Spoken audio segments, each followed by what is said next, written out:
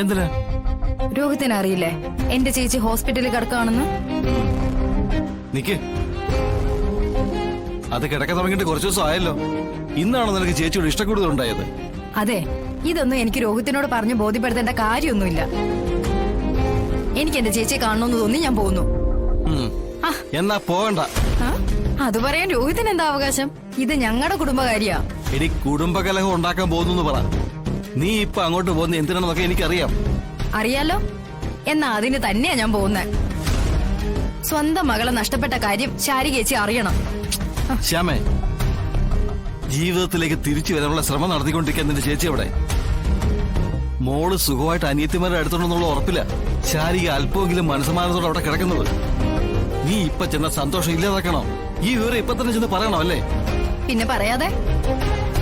കളക്ടറോ വലിയ വിശ്വാസമായിരുന്നല്ലോ എല്ലാവർക്കും. എന്നിട്ടിപ്പ എന്തായി?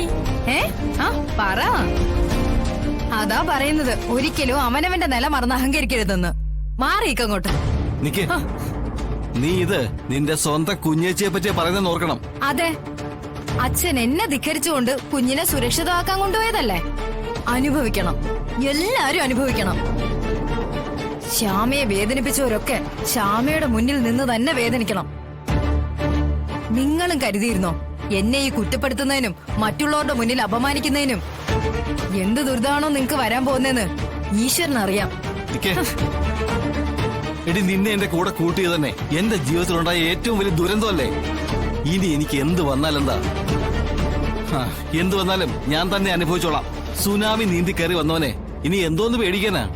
ഈ വേദാന്തം പറഞ്ഞ് നിങ്ങൾ ഇവിടെ നിന്നോ. എടി, നീ ഇപ്പൊ ഹോസ്പിറ്റലിലേക്ക് പോകുന്നില്ല, ഞാനതിന് സമ്മതിക്കില്ല. നല്ല ഉദ്ദേശത്തോടെ ഒന്നും അല്ലല്ലോ മോളെ കാണാനില്ലെന്ന് ചേച്ചിയോട് പറയാനല്ലേ പോകുന്നത്. അത് നിനക്ക് ശാലിയോടുള്ള വൈരാഗ്യം കൊണ്ടല്ലേ?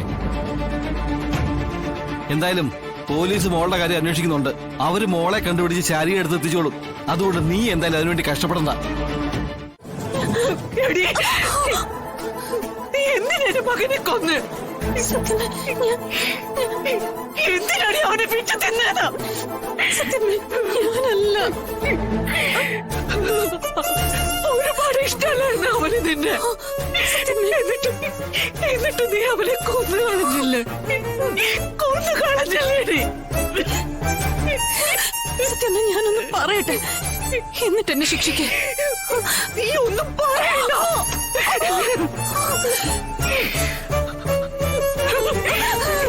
എന്റെ വിഷ്ണുവിനെ ഇല്ലാതാക്കി നീ ഭൂമി ജീവിക്കട്ടോ. കാണിക്കുന്നേ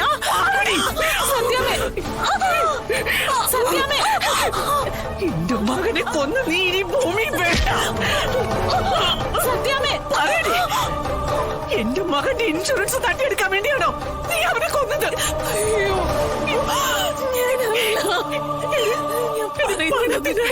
ഞാൻ എന്റെ എല്ലാ സ്വത്തും ഞാൻ നിനക്ക് തരില്ലായിരുന്നു.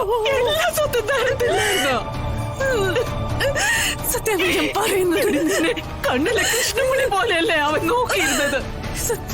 ഞാനൊന്ന് പറയട്ടെ, സത്യമ്മയുടെ അടുത്ത് ഇങ്ങനെയൊക്കെ വന്ന് പറഞ്ഞത് ആരാണെന്ന് എനിക്കറിയില്ല.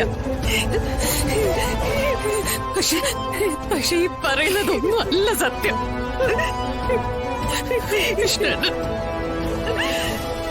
വിഷ്ണുട്ടൻ നമ്മളെയൊക്കെ വിട്ടുപോയി. സത്യമ്മ, അത് സത്യം. അത് ഞാൻ സത്യമേ നിന്ന് മറച്ചു വെച്ചു. അതെന്റെ തെറ്റ് തന്നെ. പക്ഷെ അതിനതിന്റേതായ കാരണമുണ്ട്. ആ കാരണമാണ് 30 ലക്ഷം രൂപ. എന്റെ മകന്റെ ജീവന്റെ വില. സത്യമേ,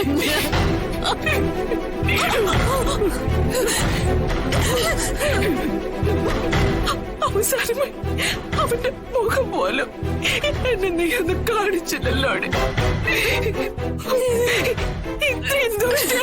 എങ്ങനെ പഞ്ചിയാണ്? സത്യം, ഞാൻ പറയട്ടെ, ഞാൻ പ്രാകാടി, ഞാൻ പ്രാകാതിന്റെ. നീ എത്ര ജന്മം ജനിച്ച് മരിച്ചാലും ഈ അമ്മയുടെ ശവം നിന്നെ വിട്ടു പോലടി. ഇനി നീ എത്ര പാപനാശിനിയിൽ മുങ്ങിക്കുളിച്ചാലും നീ ഒരു കാലത്തും രക്ഷപ്പെടാൻ പോകുന്നില്ല. സത്യമേ, തുടങ്ങിയാലും തീരില്ല. സത്യമേ, ഞാനൊന്ന് പറയട്ടെ, ഞാൻ പറയുന്നതൊന്ന് കേക്ക്. നീ ചെയ്ത പാപങ്ങളുടെ ഫലമുണ്ടല്ലോ, ഒരിക്കലും തീരില്ല. എടി, ഇനി നീ ഈ വാതിലിന്റെ മുമ്പിൽ വന്നാലുണ്ടല്ലോ, നിനക്ക് വേണ്ടി ഞാൻ തുറക്കില്ല. തുറക്കേണ്ട സാഹചര്യം ഉണ്ടായ ഉമ്മി സത്യഭാമ ഈ ഭൂമി ജീവിച്ചിരിപ്പുണ്ടാവില്ല. പപ്പിതേ അമ്മ. അമ്മേ, അമ്മേ, അമ്മ പോവാണോ? ഞങ്ങളും വരുന്നുണ്ട്. ഞങ്ങളെയും കൂടെ കൊണ്ടുപോവോ? ഞങ്ങൾക്ക് ഇവിടെ നിൽക്കാൻ വയ്യ. സത്യമ്മയോട് വാതില് തുറക്കാൻ പറ. മക്കളെ, ഞാൻ പോയിട്ട് വരും. മക്കളെ, അമ്മ കൊണ്ടുപോകും. വിഷമിക്കാതിരിക്കെ.